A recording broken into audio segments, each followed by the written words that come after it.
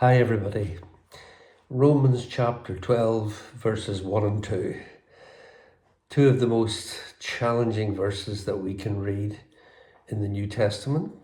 Here the Holy Spirit through Paul appeals to us to offer our bodies as a living sacrifice. Paul is referring to what happened in the Old Testament when a farmer or the owner of a lamb would come and offer it as a burnt sacrifice. So in other words, the lamb would be killed, be put on the altar and burnt, which meant the owner of the lamb would no longer get any wool from the lamb, no longer get any milk or cheese. There'd be no potential for this lamb to grow up and produce more lambs. And even when it was killed, he wouldn't get the benefit of the meat. In other words, the lamb was lost to his own benefits completely.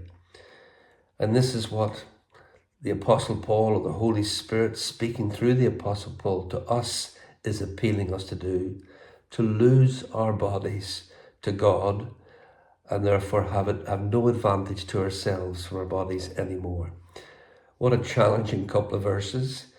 It's kind of in the same category as love your enemies, or turn the other cheek, or love your neighbours yourself. Ouch. These are very, very challenging things, aren't they? Now, I don't know about the rest of the Christians, but I ran away from these two verses for some years. As a new Christian, when I first read them, in fact, I learned the two verses actually. They were so challenging to me, I never studied them again, never looked at them again until some years later when the Lord brought me back to them. And the key thing is the Lord enabled me to read the whole context. So the first thing I read was Romans chapter 11 verse 36, and then on into Romans 12 verses 1 and 2. As you well know, there were no chapters, there were no verses in the days that it was written. The whole thing is the same context.